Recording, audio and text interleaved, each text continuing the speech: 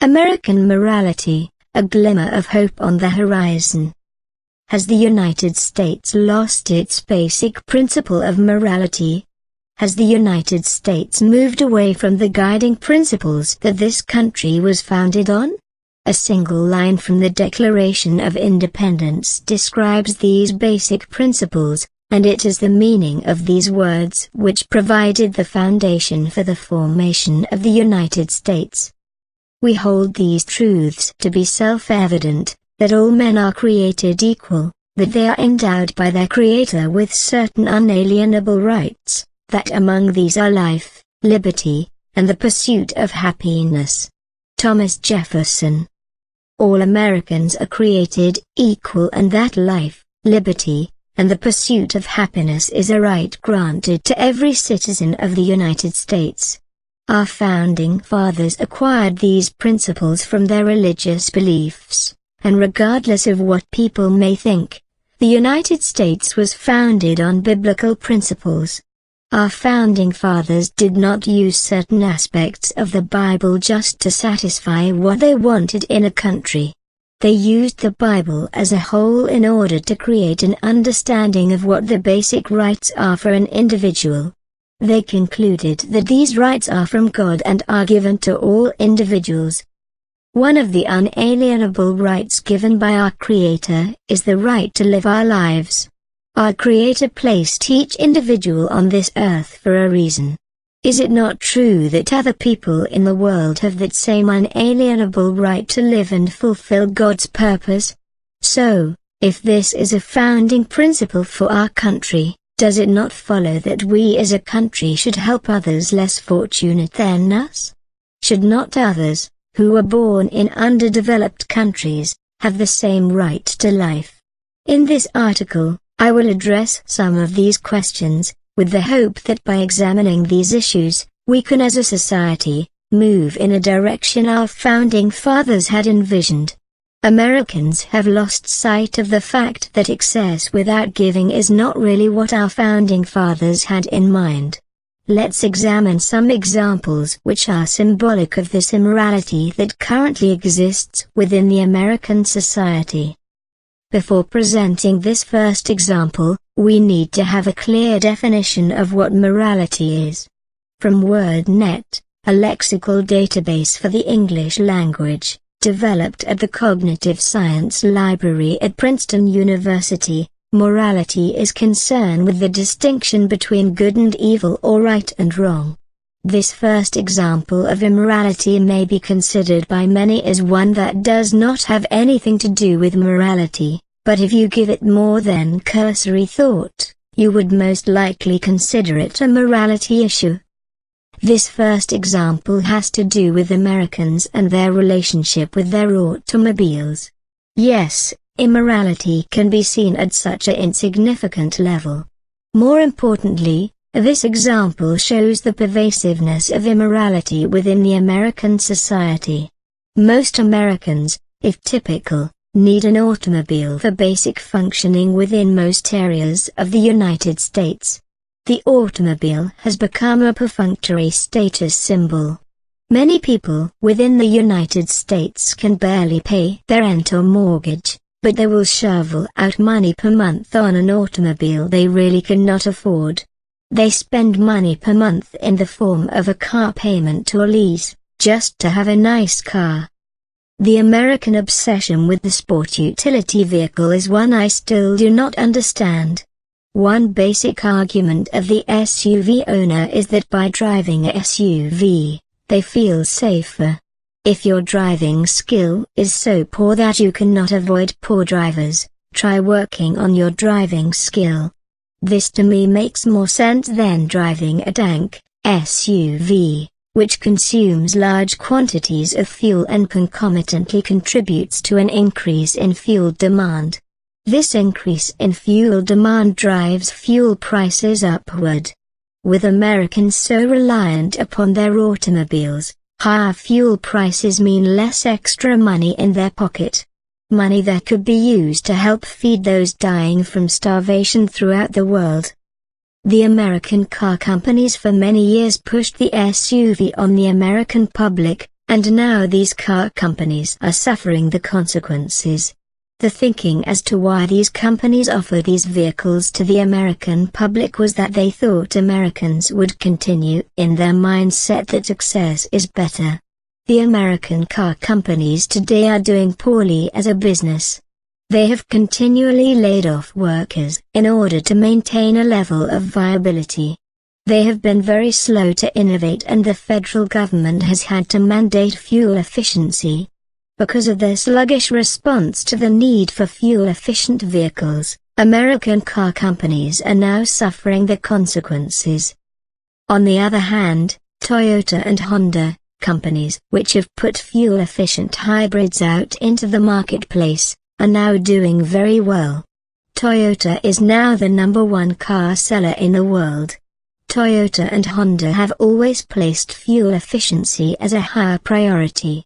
A glimmer of hope lies in the fact that Americans are starting to create the mindset that success is not good, and frugality is the way of the future. Simply put, driving SUVs is not intelligent. Driving an SUV when it really is not necessary is an example of overindulgence in the United States. Granted, there are situations where an individual needs a SUV, such as Alaska or any area of the country where road conditions are poor or winters are severe. Or, there are occasions where material needs to be transported in a SUV because of its increased carrying capacity. In these cases, there is a legitimate reason to own a SUV because of its utilitarian value. But the majority of SUV owners are not in these situations or extreme conditions frequently enough to warrant owning such a fuel-wasting vehicle. Driving a hybrid is an example of intelligent frugality. In order to buy a Toyota or Honda hybrid, you will have to be put on a long waiting list. This is a good sign that Americans are starting to develop the mindset that having less is better and frugality is the way of the future. Our society has been through a period of excess and overindulgence, but changes, hopefully, are on the horizon. Morality in the form of giving needs to be reincorporated back into our society. It makes more sense to drive a more fuel-efficient vehicle, and use some of the saved money to contribute to the world hunger problem. For most morally conscious individuals, this type of sustained and continual activity leads to greater long-term happiness. Giving does not have to be monetary, it can be in other forms, such as giving time or knowledge. This brings us to our next example of morality reduction that has been in existence in the United States. Many parents today are not giving enough time to their children. Children need to be nurtured. A parent's wisdom, gained through a lifetime of experiences, needs to be imparted to their children. Parents need to impart to their children the value of giving and a feeling of concern for others. When I was a child growing up, school shootings where kids are killing teachers and fellow students was virtually unheard of. Today, school shootings are occurring at an alarming frequency. To me, part of the problem is due to parents not spending enough time with their children. Again, it comes down to giving. In this case, it comes down to giving time and knowledge. Parents not giving enough time to their children is another example of morality reduction within our society. Another example of the immorality prevalent within our society is displayed by the films which come out of Hollywood today. I am sorry to say that most of these films really are, to put it bluntly, garbage. Most of these films lack the cerebral quality of the earlier films. From a technical perspective, that is special effects, they are excellent, but from a cerebral perspective, they are lacking. They are only produced in order to make money for those who are producing them, without any understanding to the implications they may have on society, especially younger people. Creativity is basically gone from Hollywood, and many of the movies coming out today are remakes of successful earlier films. Once in a while a good film will be presented to the American public, but generally speaking most are junk. Most of today's actors are not really household names. They come and go fairly quickly and lack the staying power of a John Wayne, Jimmy Stewart, or Humphrey Bogart. These actors displayed a level of integrity and they knew about the personification they were displaying to the American public. They were not perfect, but they did display a higher level of morality. Is our society spiraling downward into the oblivion of lost hope? I believe not. More and more we are seeing examples which display the positive value of giving. A case in point. Time magazine finally got it right when they named rock star Bono and Bill and Melinda Gates as the Persons of the Year for 2005. They were named Persons of the Year not because of anything that happened at Microsoft and not because Bono is a rock star. They were named Persons of the Year for their charitable work and activism aimed at reducing global poverty and improving world health. Finally, a media organization is recognizing the value of giving. Another sign of hope that Americans may be moving away from the mindset of excess and non-giving can be seen in the enormous outpouring of giving monetarily in the wake of the worst hurricane season the United States has had on record. Americans have also given monetarily to the tsunami relief effort. Americans have not been giving readily to the current starving in Africa. In December 2005, the UN's Food and Agriculture Organization issued a warning that nearly 12 million Africans face the immediate threat of famine. Americans have not been giving to the Pakistani earthquake relief efforts.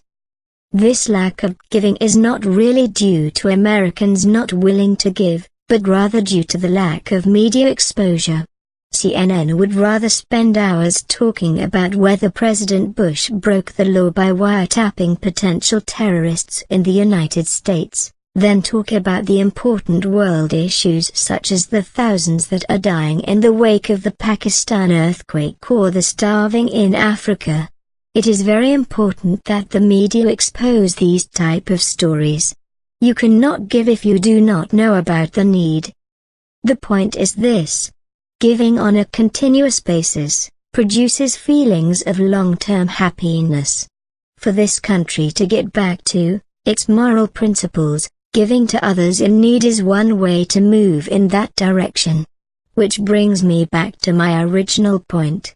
Americans need to fully get back to the mindset that giving and having less is of greater value than having more.